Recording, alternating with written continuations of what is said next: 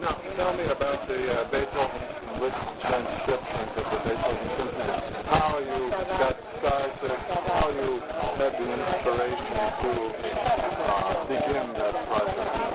Well, there are several routes of this decision.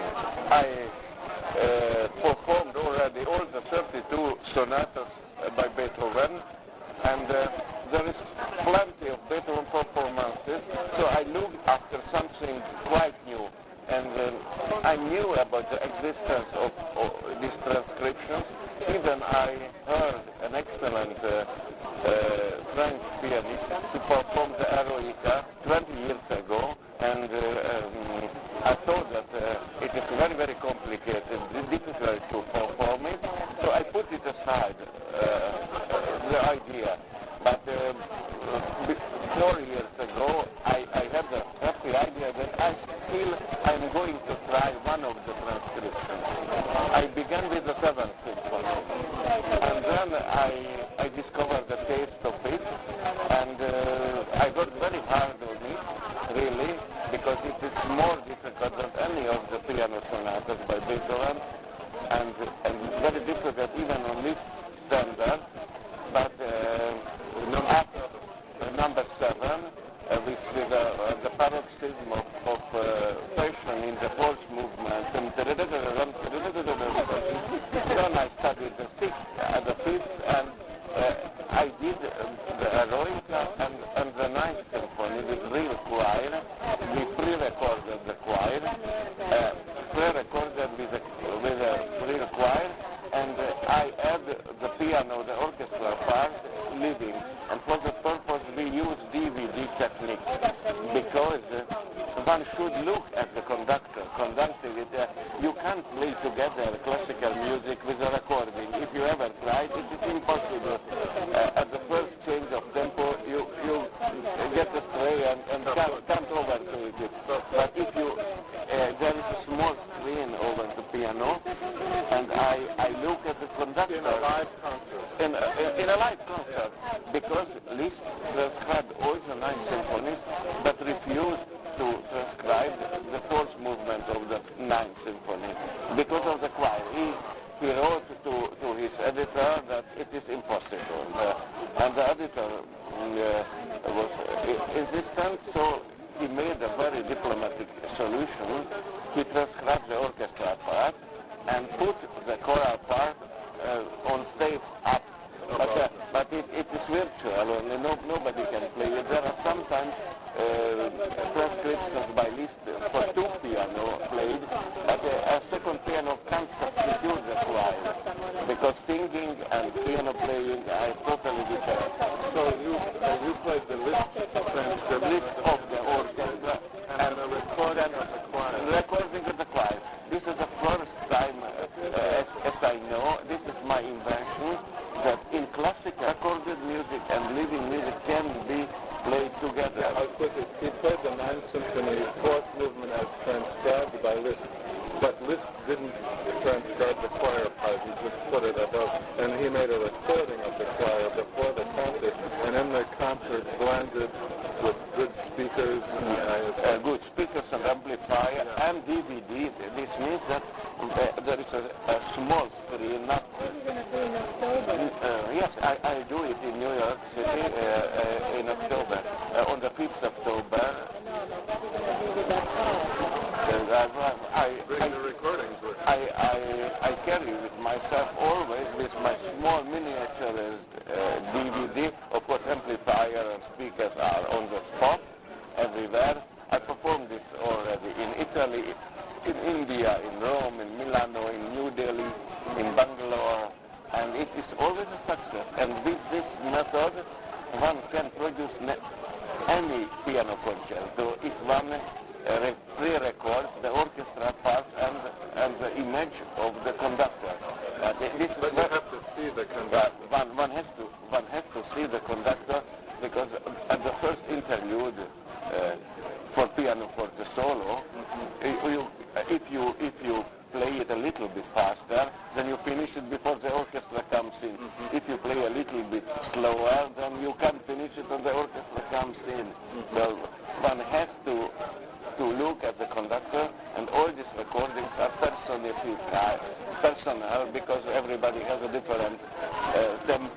different way of doing it. Who was the conductor? In one of our biggest townships, Szeged, south of Hungary. Well, I hired the choir and the conductor. One has to pay to every member of the orchestra or every member of the choir, but once it is made, then it is yours. And you can perform the Ninth Symphony anywhere where there is a good piano. But all those transcriptions are very faithful transcriptions, because basically there are two kinds of transcriptions by Liszt. When he used as raw material the music and embellished with his own embellishments, like the Rigoletto Perfect and the Don Giovanni. Yeah, these are paraphrased and transcriptions. We understand each other. The wine, the water which we provided, which you asked for, is included in the mix. Anything what you want to have in glass of the beer or drink or this is on the extra. Well, the faithful transcriptions were signs of the reverence of Liszt towards Beethoven. He didn't want to change a note. In spite, he included almost all the notes which are in the orchestra score, and therefore it is terribly difficult. Many other transcriptions existed in the 19th century, but all simplified. Otto Singer and Hummel made Kalkbrenner. Liszt wrote in the foreword, preface, that he wanted to do something basically better than his forerunner, because he was a greater. And it is not just quantitatively better, but totally different quality.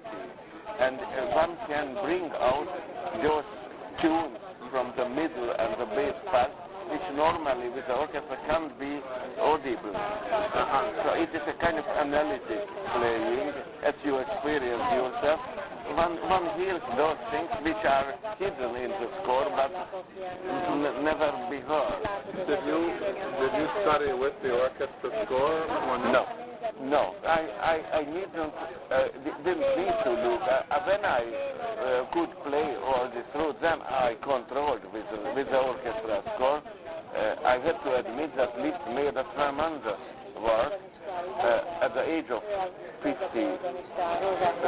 He was at Santa Maria del Rosario in a monastery in Rome with a small upright piano with a missing D.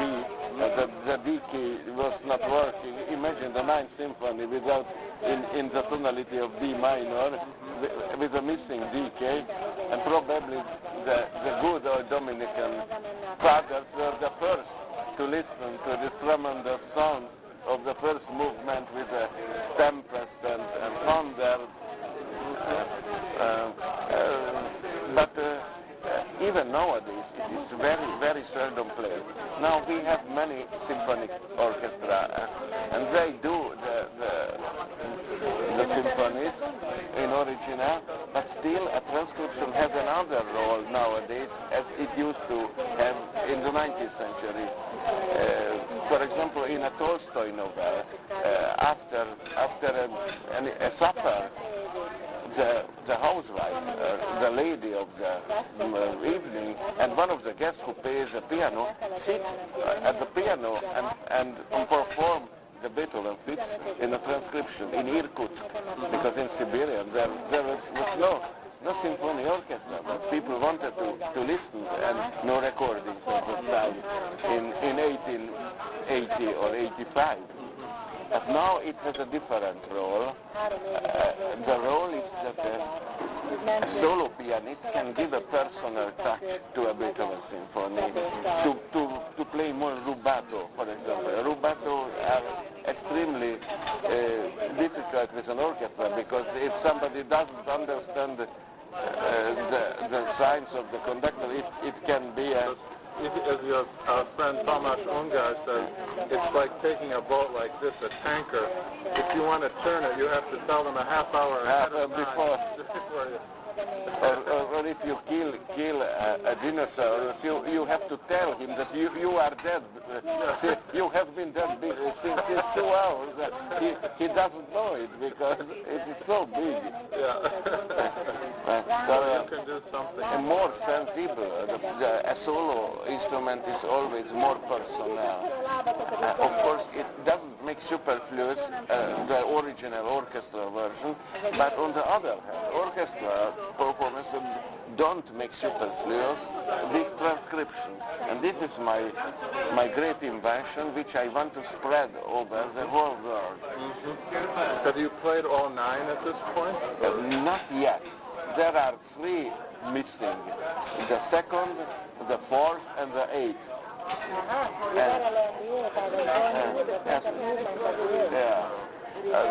The problem is that in the last 4 years I have been occupying myself exclusively on it, and I grew a little bit tired of it.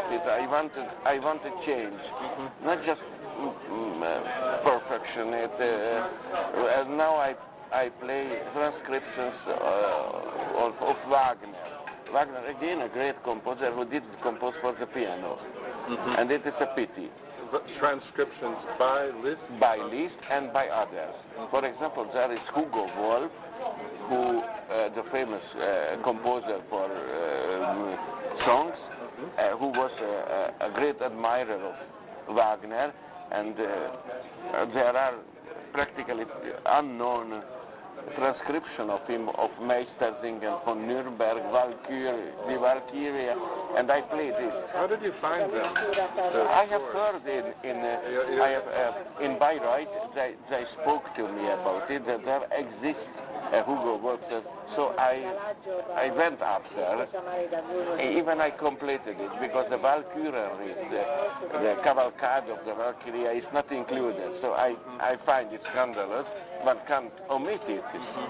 I looked on the Otto Tausig and Klindworth transcription, which is very pianistic. You know, Tausig was a pupil of Liszt.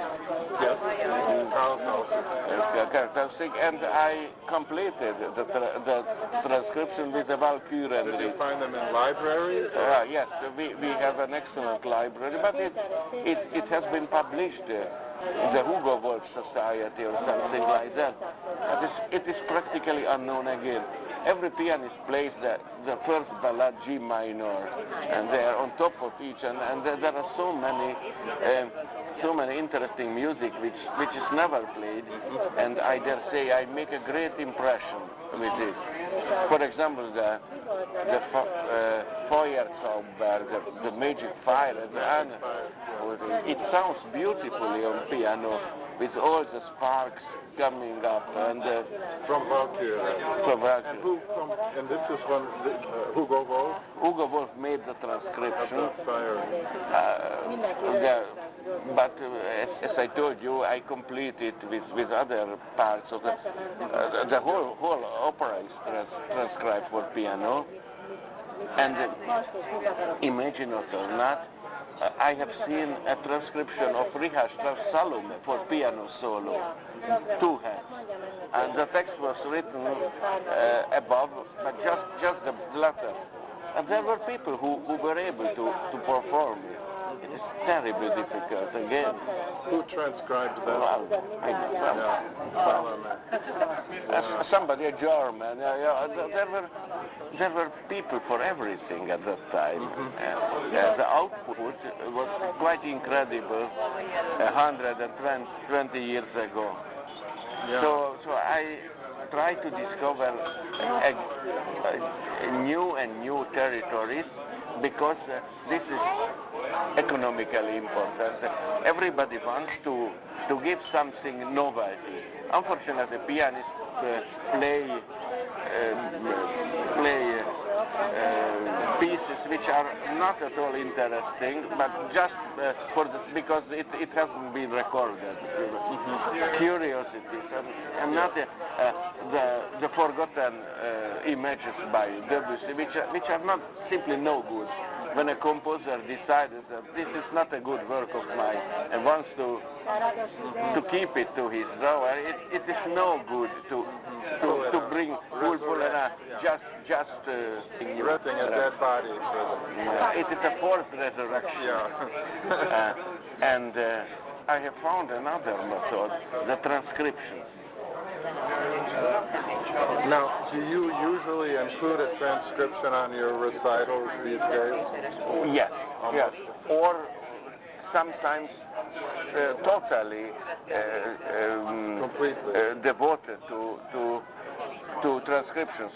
When I play, for example, the Ninth Symphony, this is a full program, 70 minutes, and something more important. I always include analysis to it. So I speak about it, and as you have experienced yourself, people, even well-educated people, don't possess the meaning of the symbolism of old music. One has to explain them without too many musical expression, because this turns them off.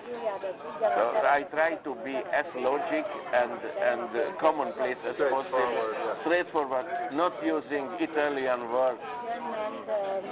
What might you say about the Ninth Symphony of Beethoven, if you were commenting on the fourth movement, which is so fun? Well, I have a conception about it. This means that Beethoven was a great admirer of old Greek and Latin literature. He read Plutarchus and in translation. So the first two movements are comedy, tragedy of the first movement, and comedy is the second movement. These two principal dramatic subjects of old Greeks, because Beethoven was No, you need them for wine. was an admirer of the god Bacchus, Dionysus. He was a Dionysian artist, and he wanted to compose a symphony for the sake of god Dionysus or Bacchus. And this is the symphony, the Bacchus symphony. And Dionysus was not only the god of wine and grapes, but of drama and art.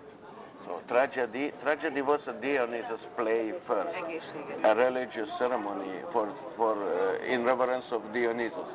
So the first movement is a tragedy, and the second movement is a comedy. And what comes out of an Attican Hellenic play, the catharsis. This means that a purification of the soul. And the purification of the soul is represented in the fourth movement and in the third movement. Yes. Yeah, the third movement is the personal purification. The personal happiness. And the fourth movement, the famous Ode to Joy, is the collective happiness, the whole humanity.